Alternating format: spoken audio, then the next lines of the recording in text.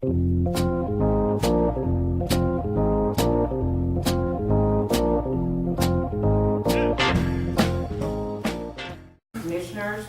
it's a little past 6 p.m. We'd like to ask Commissioner Gardner if he would lead us in the invocation, and Commissioner Johnson if she would lead us in the pledge to the flag. And we'll have presentations and proclamations. Mr. Wilson. Yes, ma'am.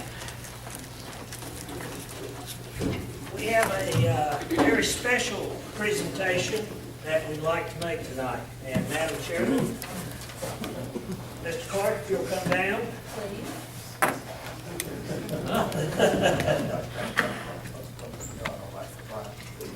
We all like surprises. He used to.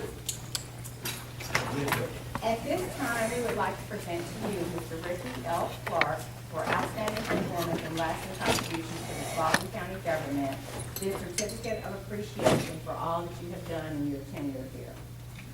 I would also like to say that in the time that Ricky has been here, that I have been very, very blessed to see just how old I am.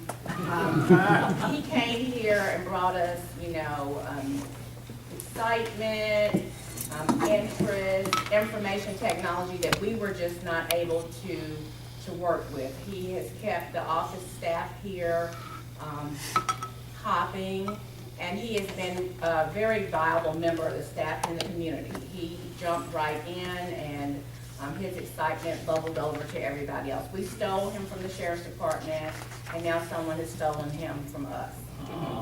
But I just want to say that he's been like a son to me. I have learned lots of things, even how to operate an iPad, partially. Because of him, he helped to carry the county into the information technology era. We're no longer using paper agendas, and for some of us, it's still an issue. But he's helped us with our entire system of filing and just running things. And I think that he's been a big help to William because he pitched in and stayed late when he didn't have to. And if we had every 100 of these, we wouldn't have any problems at all. But I just want to thank you so much on behalf of the entire Board of Commissioners. We're going to miss you, but we wish you every success, and we know that you'll do well. Thank you.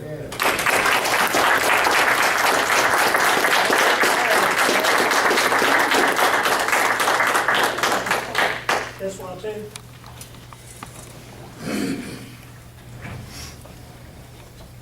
Presentation of financial statement and also to consider approval of the financial statements for the 3-month period ending September 30th, 2013. Ms. Garrison, would you please present that? I'll be happy to answer any questions that you might have. Any questions of the board? In the fire district, has the insurance premiums tax come in yet? It came in October 15th, and it was $1,861,000. Explain to the two new commissioners what that is, Ms. Garrison, and why we only get it once a year, please. Well, you're going to have to help me out, but I think it's a portion of the insurance premium that citizens pay in unincorporated Spalding County that is returned to the county. And there are 5 or 6 different uses that we can use it for, and Spalding County chooses to use it to fund the fire department, since it is fire insurance premium tax. And it is only collected, as she said, in the unincorporated areas of Spalding County. The collections for Sunnyside, Orchard Hill, and the city of Griffin go directly to those governments. We don't get their checks. Their checks go directly to them. And I believe Mr. Miller had asked why there was a different rate earlier between Orchard Hill and Sunnyside's rate than our fire rate. It's because we utilize our insurance premium tax to roll back the fire district rate, which is one of the 5 uses that you can use it for. And that is a large portion of the fire department's budget. And we budgeted, I think, $1,800,000. And the total was $1,861,000? $1,861,000. No, that's what we budgeted. And what was the collection? No, that was the collection. Okay. We budgeted $1,800,000. Any other questions? Madam Chair, move to approve the financial statements for the 3-year period ending September 30th, 2013. Second. Have a motion by Commissioner Ray and a second by Commissioner Gardner to approve the financial statement for the 3 months ending September 30th, 2013. Is there any discussion? All those in favor, show of hands. 5-0. Next item on the agenda is citizens' comment. Speakers must sign up prior to the meeting and provide their names, addresses, and the topic on which they will speak. Speakers must direct all comments to the board only. Speakers will be allotted 3 minutes to speak on their chosen topics, and those topics must relate to matters pertinent to the jurisdiction of this Board of Commissioners. No questions will be asked by any of the commissioners during citizens' comments. Outbursts from the audience will not be tolerated. Common courtesy and civility are expected at all times during the meeting. We have the first citizen to sign up to speak is Ms. Jewel Walker Hart, and she wants to speak regarding the Council on Aging. Ms. Hart?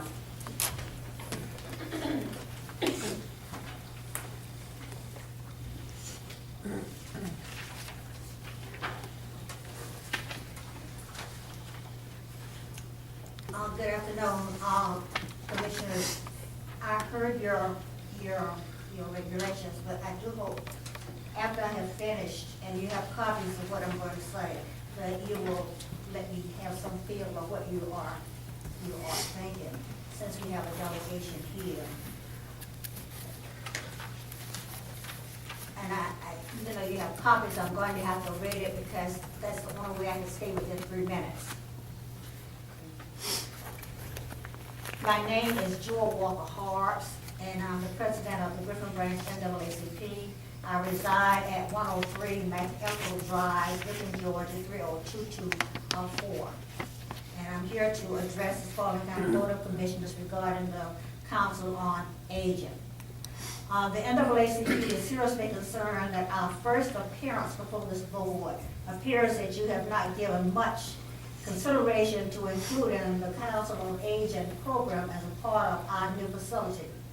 After speaking with the Council on Aging staff persons, several conversations with the late Louis Green, and reviewing records of Parks and Recreation, we believe the following justify and describe our concerns.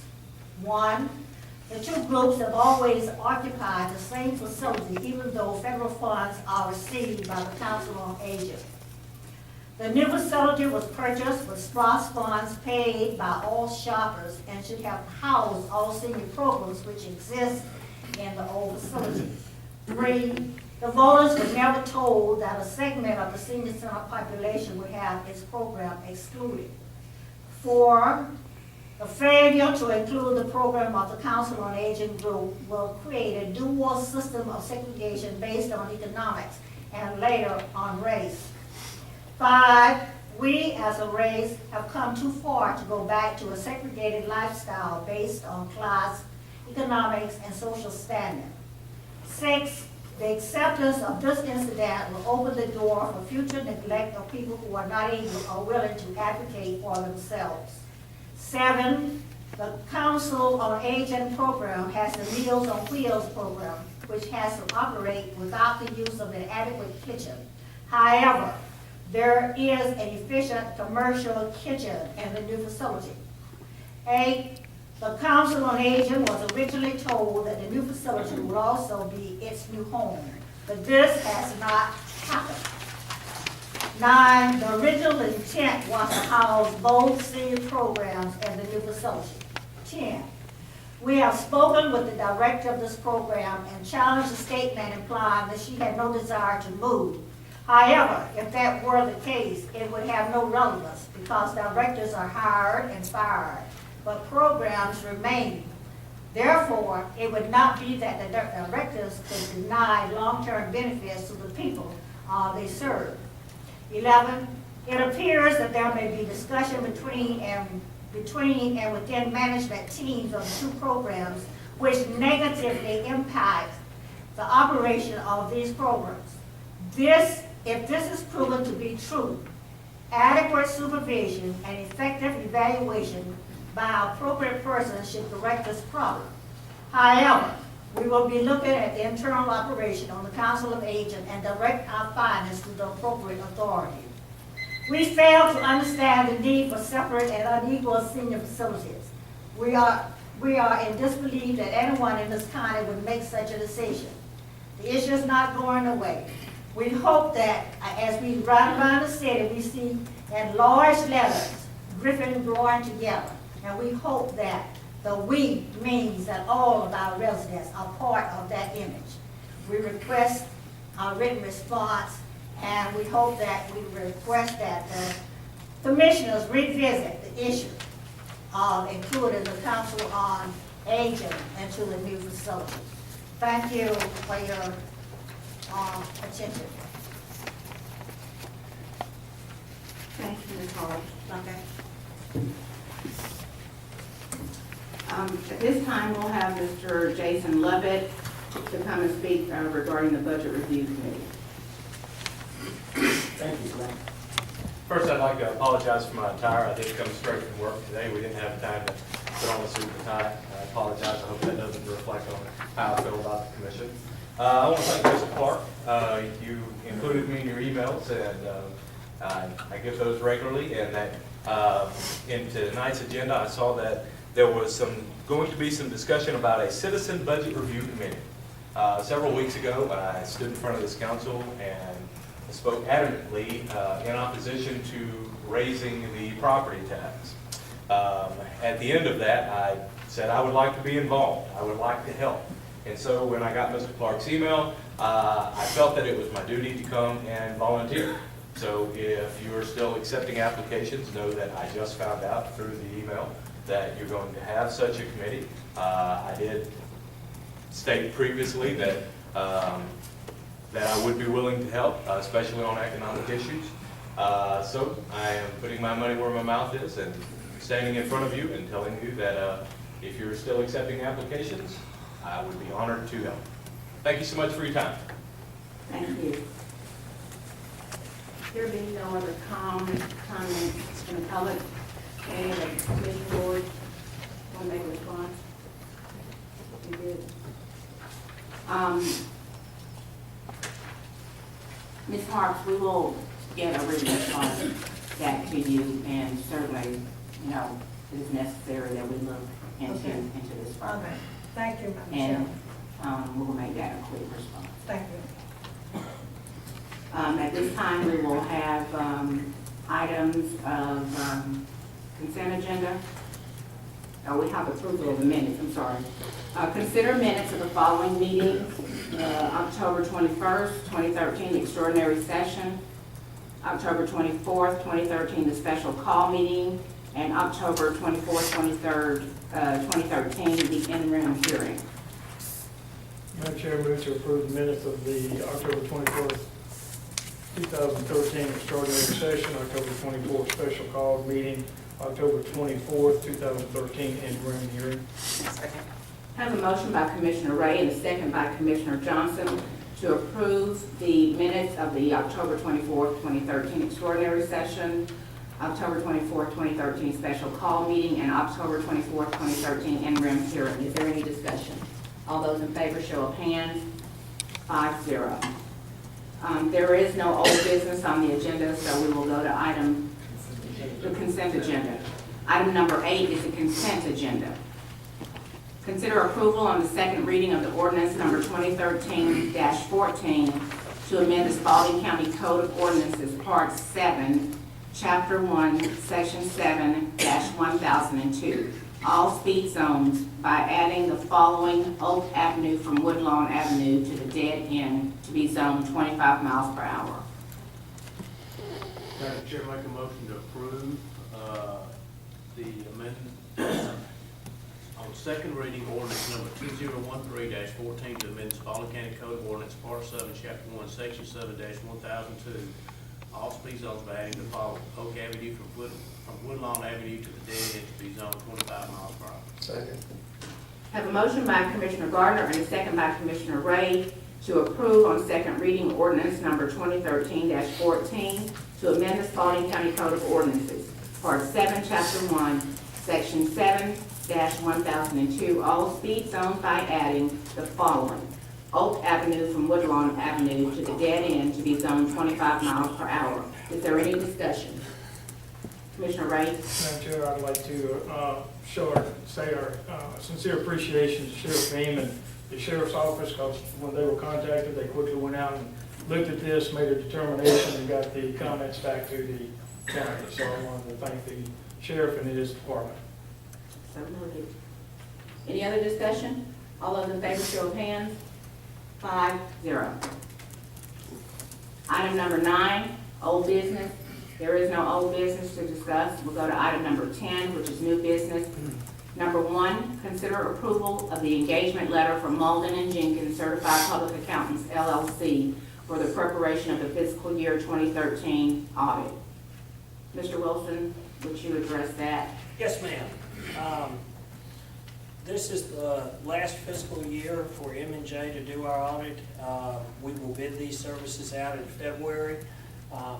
They are just about, should complete our audit by the end of December and issue the statements, and Ms. Garrison should be able to get everything, the comprehensive annual report prepared and submitted to the state as required. M&J has been working on our audit. I believe this is the last of a 5-year contract.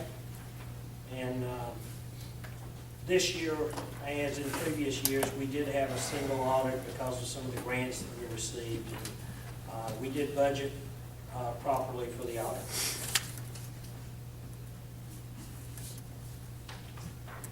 Any comments? So the bids are going to open in February? Ma'am? Bids What? open in February? We will submit requests for proposals in early next fiscal year because it actually, the audit starts at June 30th. It'll be for the June 30th, 2014 fiscal year. And will it just be for a year? No, sir, we'll bid it out for 5. Be 5 years? And why are we doing that? Is that part of our financial policy? Is that we contract for these services for 5 years? Where is Ms. Garrison? She gone? She's right here. What is the recommendation, Ms. Garrison, for how often an audit should be done? Typically 3 to 5 years. So we're having an audit done how often? No, you have to have an audit done. Annually. Yes, ma'am, we're required by state law to have an audit, a certified audit done every year because of the size of our government. Has to be submitted to the state of Georgia by December 30th of every year. And typically, we bid out our audits for 5-year periods. And that is because?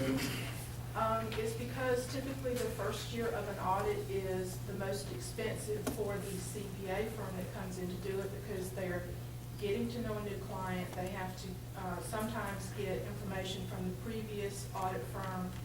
And so it's, I don't know, that's the recommendations from GFOA and I think probably ACCG. I don't know very many governments that bid out their audits every year. So, so this is the 5th year that Malden and Jenkins has done our audit. We're getting this in like November. Where, is this a normal time that we should be doing it? No, ma'am, we should have gotten the engagement letter earlier, but they had to revise it because of the single audit. They did preliminary work in May and June on our federal expenditures, our federal awards. And at that time, it didn't look like it was going to be over $500,000. That's the threshold. And if you exceed that, then you have to have what they call a single audit, which means they have to audit certain programs of the federal expenditures. And this year, when they came in to do our audit, they found out that the CDBG Highland Mills grant and the early warning system had thrown us over. We covered $588,000 in federal expenditures. So they had to do a single audit. So the next audit that is coming up that the county manager mentioned would go out for bids, is going out for bid when, William? I'm going to start working on the RFP when I get the CAFR done. And so depending on when I get it done, we'll either put it out late January, February. And that will be for the period from July of this July year? 1 of 13 through June 30th of 2014. Okay, thank you so much, that helped me. Anybody else have any questions? Just out of curiosity, the firm we're using now, is that a local firm? No, they're a regional firm There are no local firms that do governmental accounting of our size. of our size. Any other questions? Madam Chair, motion to approve. Second. Thank you, Ms. Garrison. Have a motion by Commissioner Gardner and a second by Commissioner Ray to approve the engagement letter from Malden and Jenkins, Certified Public Accountants LLC, for the preparation of the fiscal year 2013 audit. Any discussion? All those in favor, show of hands. 5-0. Item 2, consider approval of renewal of 2014 alcoholic beverage license retail package store for the following: Prakash L. Patel, doing business as 1941 Package Store, 2004 North Expressway, beer, wine, and liquor. Item, do we have to do these separately? Yes, ma'am. Okay. All have met the requirements for our licenses, and we recommend approval. Okay, item 8. Madam Chair, motion to approve item A. Second. Have a motion by Commissioner Gardner and a second by Commissioner Ray to approve renewal of the 2014 alcoholic beverage license retail package store for the following: Prakash L. Patel, doing business as 1941 Package Store, 2004 North Expressway, beer, wine, and liquor. Is there any discussion? All those in favor, show of hands. 5-0. Motion to approve the approval of an engagement letter, approval of renewal of 2014 alcoholic beverage license retail package store for the following: Anna Kumar and Patel, doing business as Carver Package Store, 1557D Williamson Road, beer, wine, and liquor. So moved. Second. Have a motion by Commissioner Ray and a second by Commissioner Johnson to approve 2014 alcoholic beverage license retail package store for Anna Kumar and Patel, doing business as Carver Package Store, 1557D Williamson Road, beer, wine, and liquor. Is there any discussion? All those in favor, show of hands. 5-0. Approval of renewal for 2014 alcoholic beverage license retail package store for the following: Dion Soup Choi, doing business at Sam's Package Store, 1301 North Hill Street, beer, wine, and liquor. Make the motion to approve. Second. Motion by Commissioner Johnson and second by Commissioner Ray to approve the request for renewal of a 2014 alcoholic beverage license retail package store for Dion Soup Choi, doing business at Sam's Package Store, 1301 North Hill Street, beer, wine, and liquor. Any discussion? All those in favor, show of hands. 5-0. Request approval to renew a 2014 alcoholic beverage license retail package store for the following: Sotitra Kong for Kong Enterprises, Inc., doing business as the Liquor Gate at 1740 Zebulon Road, beer, wine, and liquor. So moved. Second. Have a motion by Commissioner Ray and a second by Commissioner Miller to approve the request for 2014 alcoholic beverage license retail package store for Sotitra Kong for Kong Enterprises, Inc., doing business as the Liquor Gate at 1740 Zebulon Road, beer, wine, and liquor. Is there any discussion? All those in favor, show of hands. 5-0. Item number 3, consider approval of renewal of 2014 alcoholic beverage license for consumption on premises of beer, wine, and liquor for the following: Jimmy Allen, doing business as Big Jim's Wing Shack, Inc., 1557 Williamson Road, Suite B, beer, wine, and liquor. Make a motion to approve A. Second. Have a motion by Commissioner Miller and a second by Commissioner Ray to approve Jimmy Allen doing business as Big Jim's Wing Shack, Inc., 1557 Williamson Road, Suite B, beer, wine, and liquor, renewal alcoholic beverage license for the 2014 year consumption on premises of beer, wine, and liquor. Is there any discussion? All those in favor, show of hands. 5-0. Request approval for renewal of the 2014 alcoholic beverage license, consumption on premises of beer, wine, and liquor for Anthony Head doing business as Griffin Moose Lodge, 1435 Zebulon Road, beer, wine, and liquor. Make a motion to approve B. Second. I have a motion by Commissioner Miller and a second by Commissioner Ray to approve the request for renewal of the 2014 alcoholic beverage license for consumption on premises of beer, wine, and liquor for Anthony Head doing business as Griffin Moose Lodge at 1435 Zebulon Road, beer, wine, and liquor. Is there any discussion? All those in favor, show of hands. 5-0. Request approval of a renewal of the 2014 alcoholic beverage license for consumption on premises of beer, wine, and liquor for Justin Wan, Country Rock Bar and Grill doing business as Mama's Country Showcase, 2700 North Expressway, beer, wine, and liquor. Gwen, could I ask Mr. Beam if they had any problems up there since they opened up? Now that it's changed over. Now that it's changed over, Let's get a motion. Okay. Let's get a motion in a second and then a discussion, if you want to. I just kind of like to know how things are going up there. And he knows more than the rest of us do. Okay, so for the sake of discussion, I will make a motion to approve the request for renewal of the 2014 alcoholic beverage license for Justin Wan, Country Rock Bar and Grill doing business as Mama's Country Showcase at 2700 North Expressway, beer, wine, and liquor. Is there a second? I'll second. There is a motion by Commissioner Flowers Taylor and a second by Commissioner Miller to approve Justin Wan, Country Rock Bar and Grill doing business as Mama's Country Showcase, 2700 North Expressway, beer, wine, and liquor for the renewal of the 2014 alcoholic beverage license for consumption on premises of beer, wine, and liquor. There was a second by Commissioner Johnson. Commissioner Johnson, I'm sorry. That's fine. Is there any discussion? Yes, could we ask Mr. Beam if there's any? Sheriff Bean, would you please come forward, if you would, to answer some questions?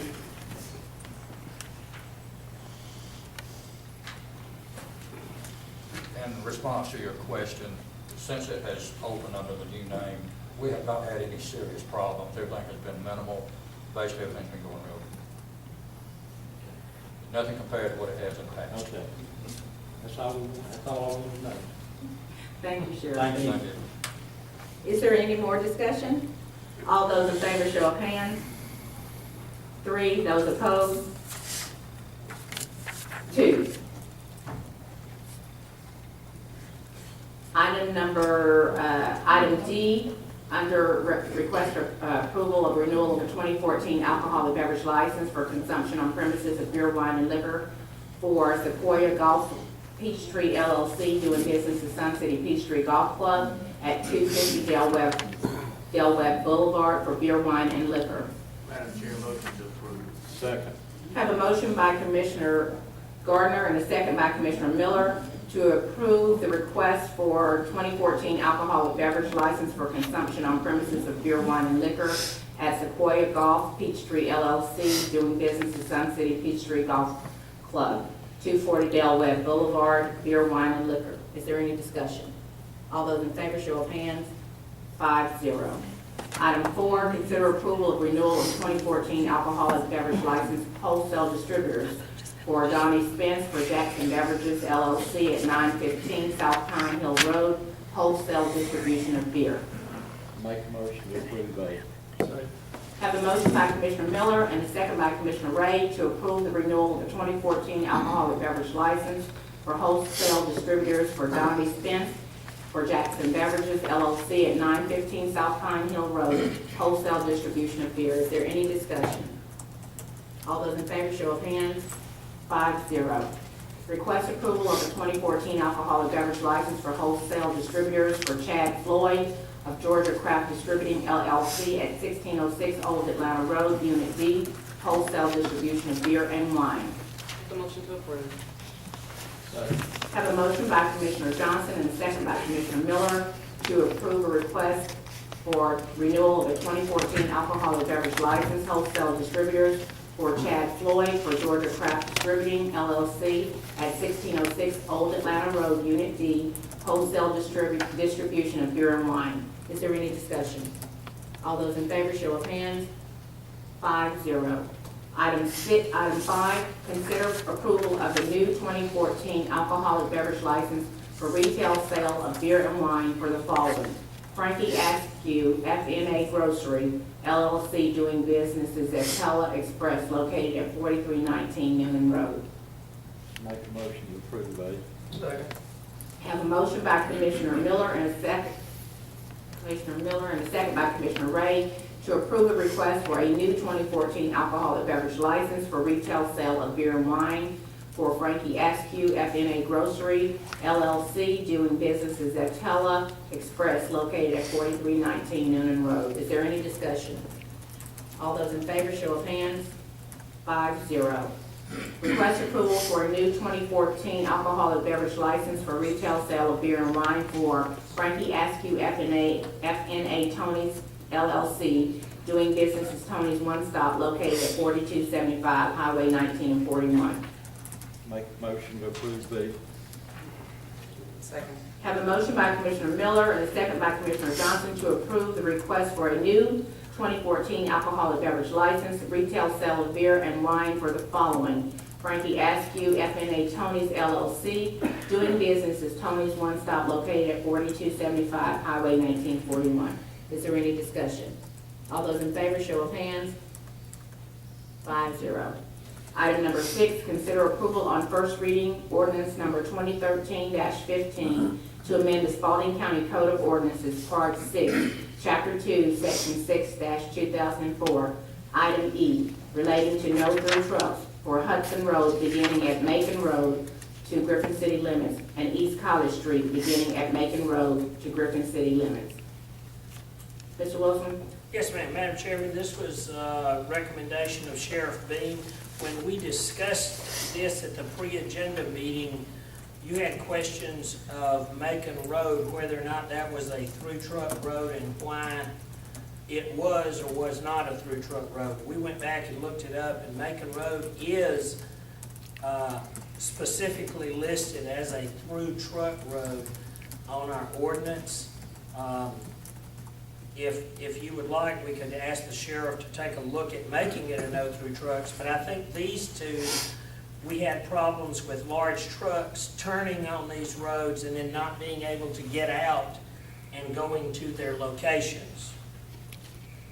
I know the code enforcement had told me several times that several GPS units that some of these trucking companies will use would send them down these roads, and then they'd get so far and they can't back up, they have to back all the way out into Macon Road because they can't make any of the turns on East College to get in and out of there.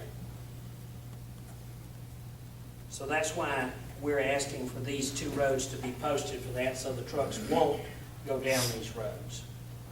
Madam Chair, move to approve on first reading ordinance 2013-15 to amend the Spalding County Code of Ordinance, Part 6, Chapter 2, Section 6-2004, Item E, relating to no-through trucks for Hudson Road beginning at Macon Road to Griffin City limits, and East College Street beginning at Macon Road to Griffin City limits. Second.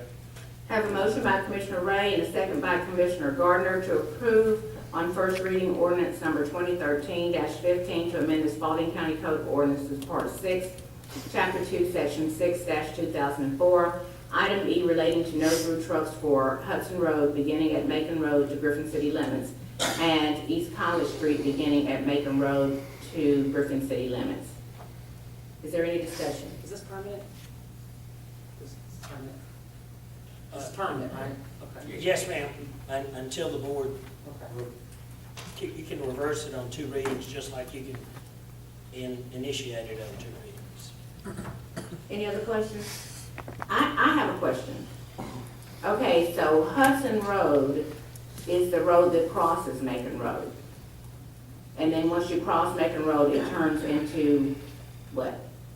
It stays Hudson Road until it ends on East College. Yeah, it's only about about 3/10 of a mile, 4/10 There's of a mile. probably only 1/10 of a mile of it is actually in the city because it runs into the city after you cross the creek, I think. Yeah. It does, but- That goes down the creek. So which is the street that, Eagle Way Church is on? That's Hudson Road on the other side. Yeah, that's Hudson Road up to the school. The east on Hudson, this is moving west on Hudson. But can trucks go from that portion up to where the school is? Yes. Yes, ma'am. That portion they can use. So I don't understand why it's okay for them to have 3 trucks on the street where the school is and not, Because it's easier, it's more of a safety item. When they turn east to go up toward the school, they can go back out to the road once they cross the railroad track or up at the school and then out by the marathon at the red light. When they turn west onto Hudson, they are dead center in residential area. The road is windy right there, you've got the creek, then it turns into the city limits before you even get to When you, East College. I mean, And there's only one road that they can turn, and if they turn right on that road, they're gonna have to really maneuver on that road to get back out to turn around. You're also talking about those streets are not designed for trucks, and like I said, on the west side of Macon Road, they're residential streets, they're not designed for the weight that trucks have. I guess what I'm trying to find out is, are we saying that the streets that leading up to the school are designed for big trucks? yes, ma'am. Yes. Commercial property, that's commercial property, isn't it? Yeah, that's where the industrial park, original industrial park is. I just must not be able to picture that. Believe me. Okay. Because the west side of Macon Road on Hudson is all residential, those roads aren't equipped. Plus you've got you got the stormwater issue that comes underneath that road. Heavy trucks going across it. One is gonna wear that road down. But on the west side, east side of Macon Road, Hudson, going up toward the school, that was originally planned from Macon Highway all the way over to Wilson Road or Future Road, William? It ends. Wilson Road. Yeah, Wilson Road. It actually ends down past, it turns Yeah. and goes into the Behind Hudson Spalding Industrial High. Park. It That was actually designed dead as an ends industrial park. just and the past road was Hudson reinforced Industrial. that way. But they're not that way on that little bit of residential road going into the city limits. And we made the improvements of the turning radiuses for the trucks there at the intersection of Hudson and Wilson. Remember, we got the city to move the poles back so we could increase the turning radius, so they could get out and go to where the traffic signal was. Yeah, I'm saying if they're coming from across 16 and down to Macon Road, how is that easier for them to maneuver a big truck onto Macon Road?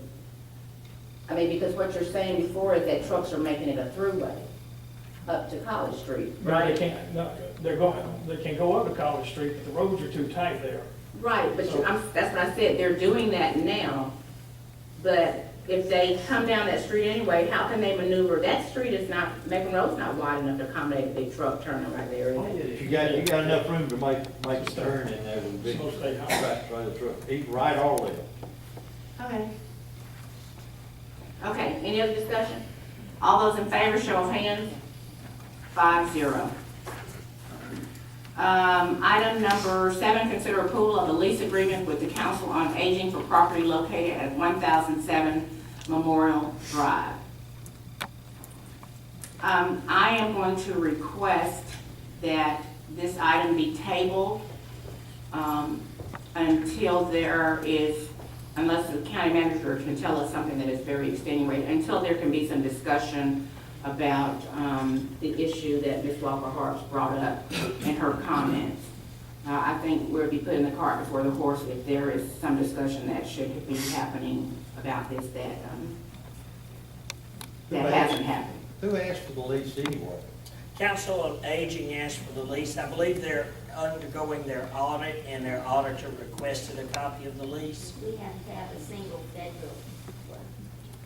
Is that Yes, ma'am. Ms. Daniel? That's Miss Ruth Daniels in the back to answer any questions. effective July 1, her office moved into the 1007 Memorial Drive property, and the Golden Age Club expanded from the single room that they were using into the entire facility. This was all planned in the past and was the plan from the beginning for Council on Aging to move in and that building to be totally occupied by the Golden Age Club and Council on Aging. So we had come to an arrangement on rental of the facility where they were paying rent before. Now they would be paying $1,000 a month instead of $600, and the county would maintain the building and maintain the grounds. And that's what this lease says. They don't have a place to cook down there? No, sir, it's a, it was never designed for a kitchen, just like the new center is not a formal kitchen, it is a catering kitchen. There's a warming table and things of that nature at the 1007 Memorial Drive property because they actually serve meals there, and they box the meals on wheels, and the folks come up to the side and pick those up. That's at the old senior field. Yes, sir. They did cook down there, or fix meals down They have meal, Miss Ruth, will you tell us how that works? I think they Okay, have wait, meals wait. catered in. I have a motion. If there's no second, then there. I vote think it. it needs to be second. I'll second it. Okay, I have a motion to table, But there's no discussion on the motion to table, though. That's correct. because there needs to be some discussion that happens with some other people that, other than us discussing. Have a motion to table item number 7, and a second by Commissioner Miller. Is there any discussion? No discussion? All those in favor, show of hands. 3, those opposed, 2. Okay, item number 8, consider approval of the 2014 local maintenance and improvement grant project application. That's been requested per the county manager that we table this item until the next meeting because there's still some more work that needs to be done on this. Yes. Madam Chair, make a motion that we table item number 8. Second. Is there a date and a time on this? To the next agenda. Okay. Have a motion by Commissioner Gardner and a second by Commissioner Ray to table item 8, the 2014 LMIG project application. All those in favor, show of hands. 5-0. Thank you. Item number 9, discuss citizens' appointments to the Budget Review Committee. This is actually a request that was made by Commissioner Gardner, and I thought that it was after we had citizen input when we discussed the millage rate increase. I thought it was important for us to start talking about this immediately and figure out how we're going to. So, Commissioner Gardner, what ideas did you have for this? Well, I mean, this goes back some time to when we were going through our budget process earlier this year. And I think I may have even mentioned it to the county manager and maybe to some of y'all, but I just kind of envision, I know we already have a budget review committee.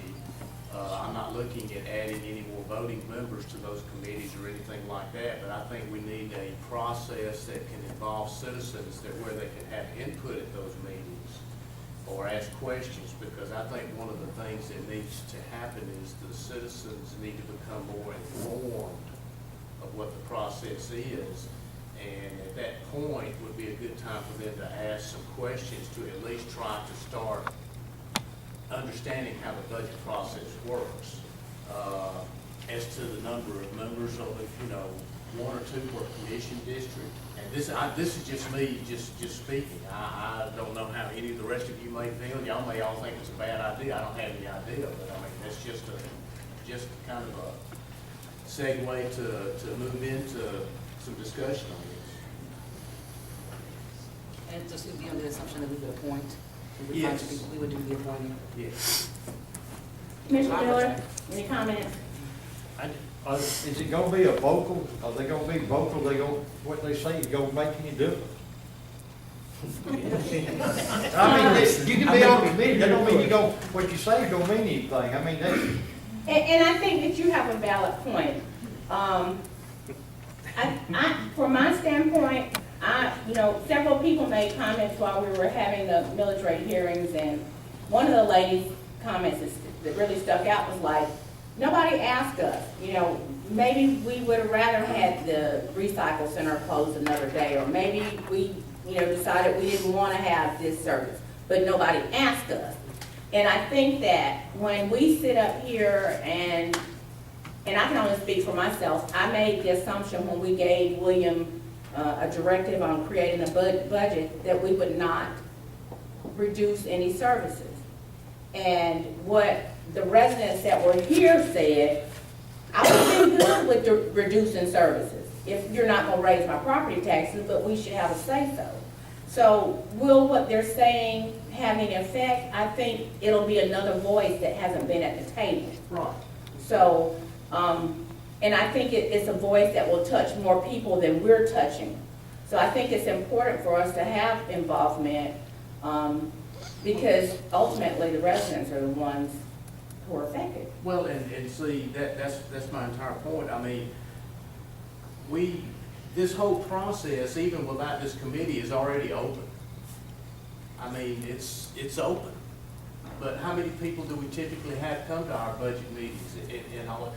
I mean, they're published, but we've got to somehow, citizens need to become more energized or aware or informed about these meetings, and they need to come see, because that's really the answer. I mean, we're actually citizens that have been elected by our fellow citizens to do these things. But I welcome the input. I mean, and you know, it's just like I told a gentleman in a phone call one day, I said, I would welcome you to help me decide which fire station we should close, which part we're not gonna have open next year. Or, I mean, you know, it's... Well, yeah, but I mean, I think the good thing about this, and one of the other comments that people made was that, you know, when things got really tight, you know, I'm not sending my clothes to the cleaners, I'm doing my laundry at home. Those are practical suggestions that regular citizens who are doing, not that I'm not doing that myself or something like that, but they bring a whole different aspect to ways that things can be improved or can be changed in how we're looking at it. And I think that was missing. That component was missing because it never occurred to us that it would be okay to reduce services. You know, we were just like, oh, nobody wants us to not scrape the roads that much, or nobody wants us to cut the grass that many times. We didn't have that coming from them. So I think it's important. I think that our residents can be as vocal as anybody. And the other thing is that if they are here and they know, they're gonna tell somebody else. Well, that's what I So, hope. yeah, so there will be some other commentary. So I think what we've started, and making sure that anybody that comes here, that we get their email and that we put them on the list so they'll know that there's a meeting and this is what's gonna be discussed, that will get more people to come too. But I think it's a good idea that we, you know, we entertain whoever it is. There are several people who are already volunteering for this. And, you know, I think that whoever volunteers need to know that it's a lot of meetings involved. Probably we won't be able to have them during the day like we did before, because I think all of those meetings that were held before were held during. As long as the citizens would understand it, if you don't have them during the day, that it means overtime for those employees that have to be there at night. Well, you know, these So, are I mean, things. that's Well, one I'm of the just things that the saying- citizens are gonna have to have, you know, that's a part of the understanding process and what goes into all of this. These are- They make that commitment to be on this thing, they're gonna have to make a commitment to do it during the daytime. You can't change the thing around just for, you know, I'm not trying to cut the citizens out, but you can't change it tonight, just like you're talking about overtime for county employees. Well, you know, I have no and, problem with them being on it. Yeah. I appreciate them being on it. well, you know, and those people, I mean, I don't know how often the group met, how often did they meet? Generally, every 2 weeks during the budget, February, March, April, May, in there.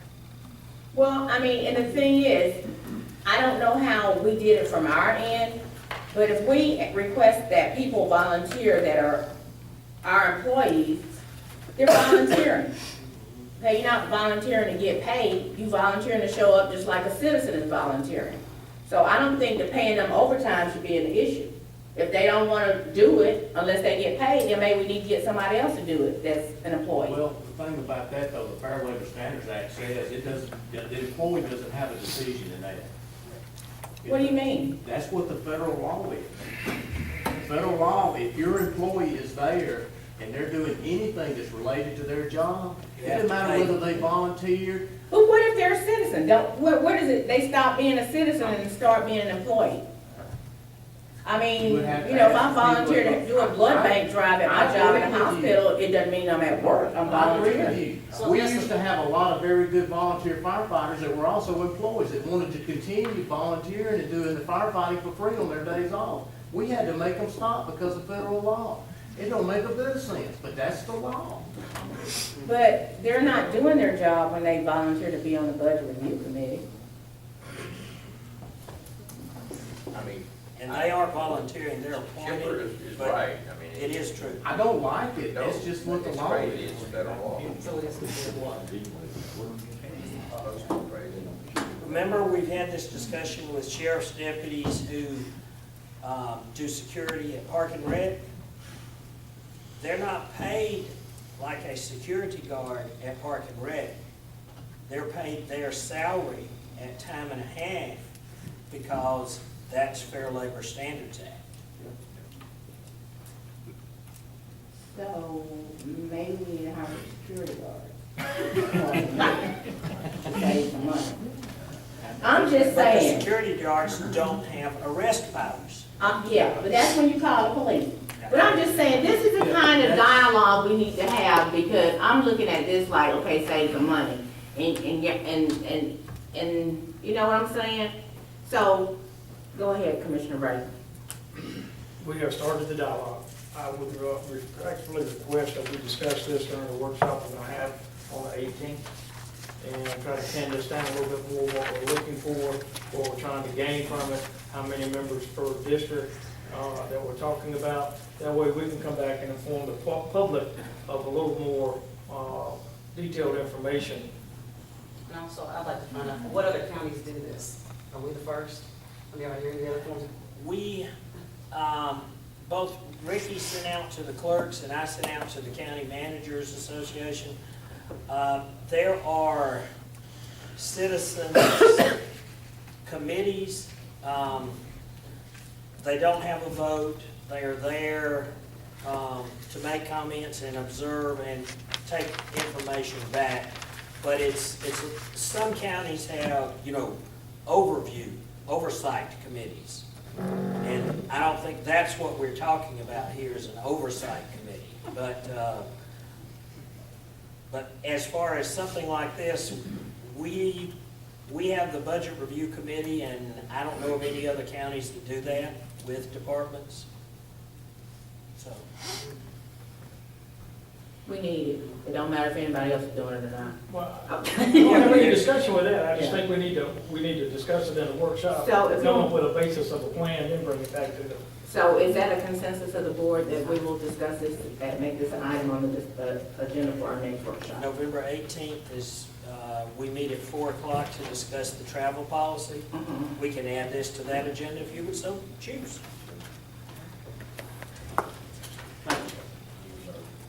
Okay, can I get a motion for that? It was just. It's just discussion. All right, never mind.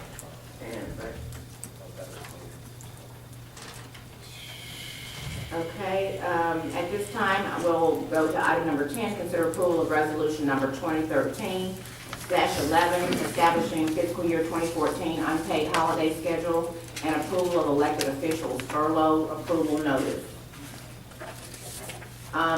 William, you want to address that? Yes, ma'am.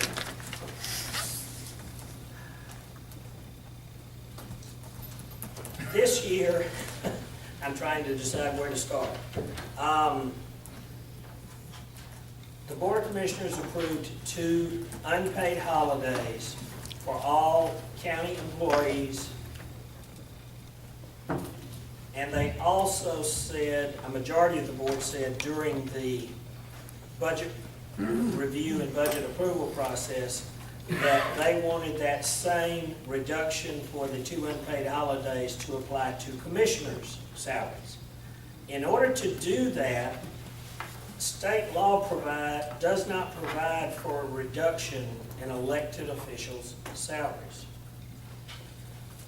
We have to adopt this resolution setting out the holidays, and then each commissioner, you'll see attached, an affidavit that each commissioner signs authorizing a reduction in salary equivalent to those two holidays.